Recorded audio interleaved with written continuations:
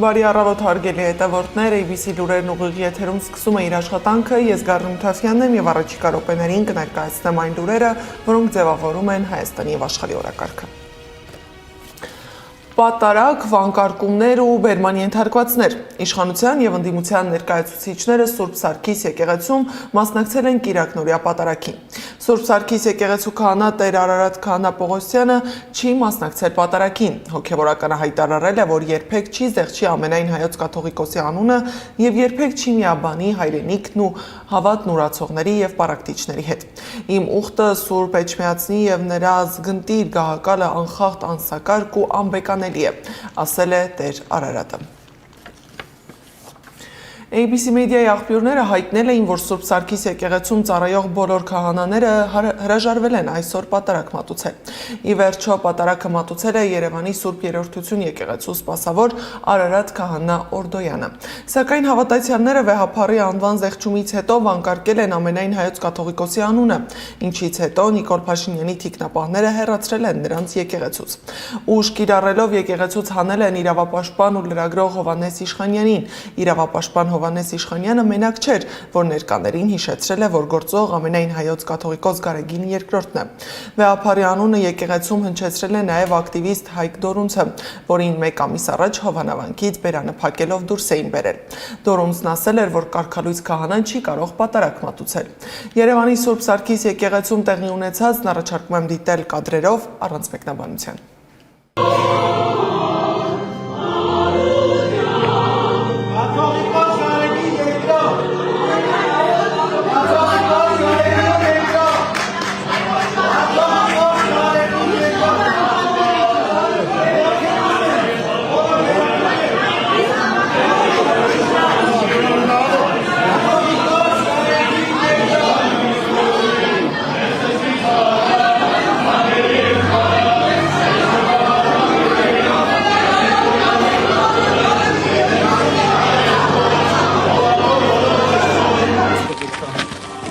Կաթողիկոս Գարեգին II, տեսո մամա այս ծնունդն է, ռուզա շնորհավոր։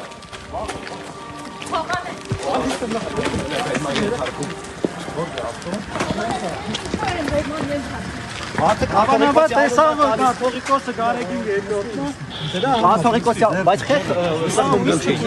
գլուխը որ գուցե երկարկում, ինչ ա եղել։ Եղբայր գնացի քաշում չափը տալն ինչ արել է տղենք հետ։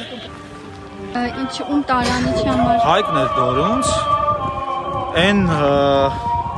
հատվածը, որտեղ պետք է կաթողիկոսի անունը տան, մի խումբ հավատացյալներ եւ չտվեցին։ Այսինքն գրաքննել են։ Սա իսկական պատարակ չի էլի։ Ինչ որ մեկը որոշել է, որ պետք է կաթողիկոս Գարեգին II-ի անունը չտան։ Ու այդ մասը զեղչում են, չեն տալիս։ Այնտեղ մի խումբ հավատացյալներ գոռացին կաթողիկոս Գարեգին II։ Հա, ու Հայկին տարան։ Շատերն են գոռացել։ Մենակ Հայկը չի գոռացել։ Չգիտեմ ինչի է հենց իրեն, երևի որովհետև անցած անգամ Հովանավանքում ինքը բան արեց,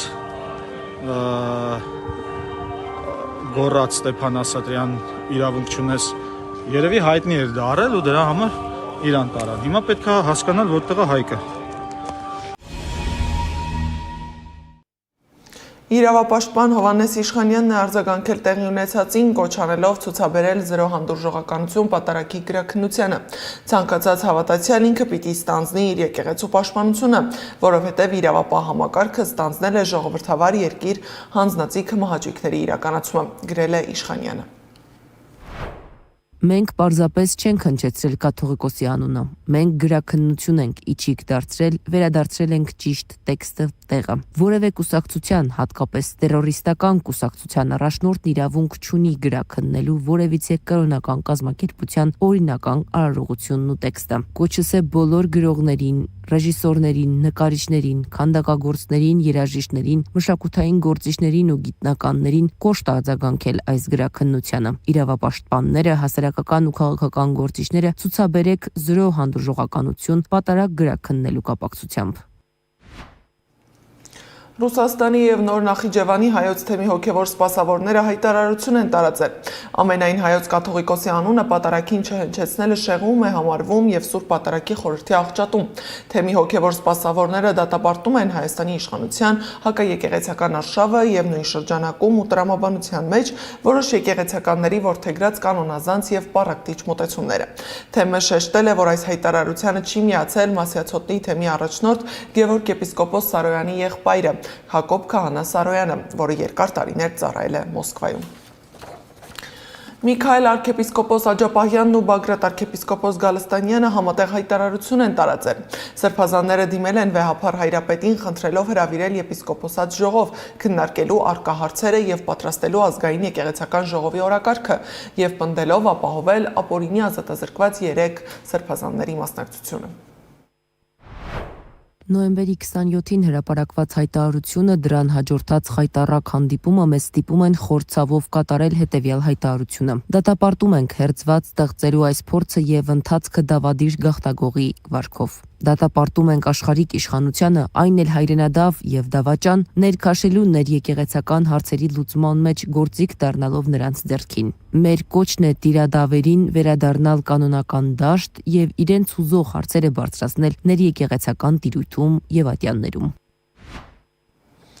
Հռոմի Պապ Լեո 14-րդը Թուրքիա այցի ընթացքում եղել է Ստամբուլի Սուրբ Աստվածածին եկեղեցում։ Նա ողջունել է ամենայն հայոց կաթողիկոս Գարեգին II-ին, եպիսկոպոսներին, հոգևոր դասին եւ Թուրքիայի ամբողջ հայ առաքելական համայնքին։ Պոնտիֆիկոսը նաեւ նշել է, որ Հռոմի Պապի եւ Արևելյան ուղղափառ եկեղեցու պատրիարքի միջև առաջին համատեղ հռչակագիրը ստորագրվել է 1970 թվականի մայիսին Պողոս 6-րդ Պապի եւ Ազգին առաջին կաթողիկոսի միջև։ Հռոմի Պապի մասնակցությամբ պատարագ է տեղի ունեցել Ստամբուլի Սուրբ Աստվածածին հայկական հայրապետական եկեղեցում։ Նրան ընդունել է Պոլսո հայոց պատրիարք Սահակ arczepiskopos Մաշալյանը։ Պատարագի ընթացքում հավաքվածները կաթոլիկ եկեղեցու հովվապետի հետ աղոթել են տերունական աղոթքը։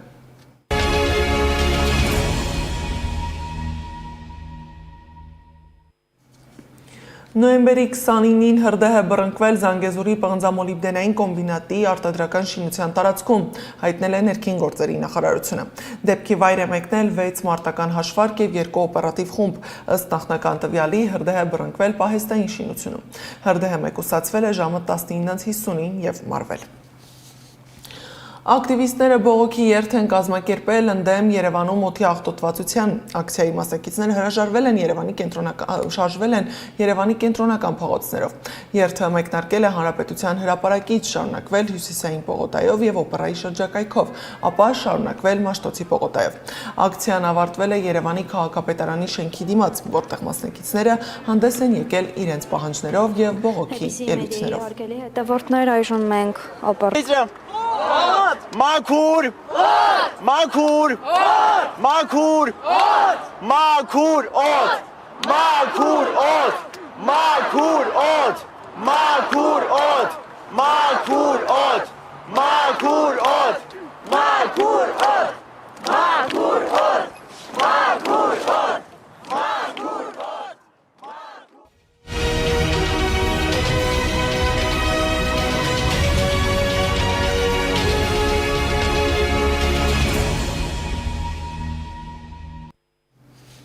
Իսրայելի վարչապետ Բենյամին Նեթանյահուն իր փաստաբանի միջոցով ներման խնդրանք է ուղարկել նախագահ Իսահակ Հերցոգին։ Նախագահի գրասենյակը գիտակցում է, որ խնդրանքը լի է լուրջ հետևանքներով։ Նախագահը պատասխանատու եւ բարեխղճորեն կքննարկի խնդրանքը, լսելով բոլոր կարծիքները, ասված է հաղորդագրության մեջ։ Հիշեցնեմ, որ Իսրայելի վարչապետն անցնում է կոռուպցիայի վերաբերյալ գործով։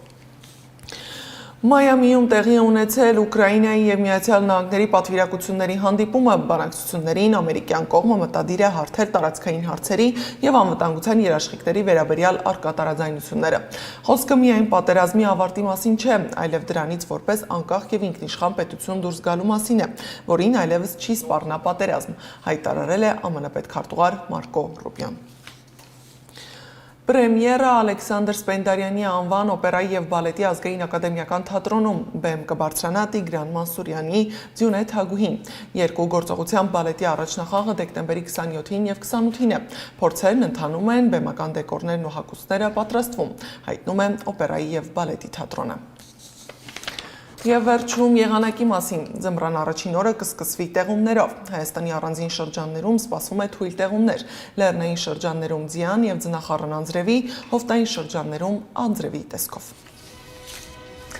Այս ժամի համար նախատեսել էինք այսքանը, շարունակեք հետևել մեզ YouTube-ում, Facebook-ում, Telegram-ում, Instagram-ում ու TikTok-ում կամ այցելեք մեր պաշտոնական կայք www.abcmedia.am։ Ես Գառնիկ Թավյանն եմ, շնորհակալություն ուշադրության համար, ABC լուրերը կրկին եթերում կլինի ժամը 12-ին։ Մաղթում եմ արդյունավետ աշխատանքային օր, կհանդիպենք առայժմ։